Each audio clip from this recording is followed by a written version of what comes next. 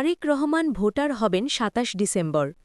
বিএনপির ভারপ্রাপ্ত চেয়ারম্যান তারেক রহমান দেশে ফিরে আগামী ২৭ ডিসেম্বর ভোটার হবেন বলে জানিয়েছেন দলটির স্থায়ী কমিটির সদস্য সালাউদ্দিন আহম্মদ।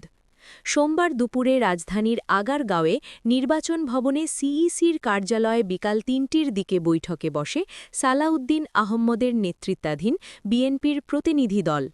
বৈঠক শেষে তিনি একথা জানান। বৈঠকে নির্বাচন কমিশনার রাহমানেল মাসুদ ও নির্বাচন কমিশনের সিনিয়র সচিব উপস্থিত ছিলেন।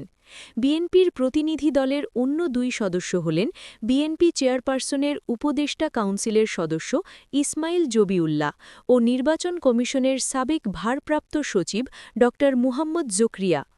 তারেক রহমান আসন্ন জাতীয় সংসদ নির্বাচনে অংশগ্রহণ করবেন, তবে তিনি এখনও ভোটার তালিকায় নিজের নাম অন্তর্ভুক্ত করেননি। তফসিল ঘোষণার পর ভোটার তালিকায় নাম অন্তর্ভুক্ত করতে হলে নির্বাচন কমিশনের অনুমোদন নিতে হবে। আগামী বৃহস্পতিবার ২৫ ডিসেম্বর দেশে ফিরছেন তারেক রহমান।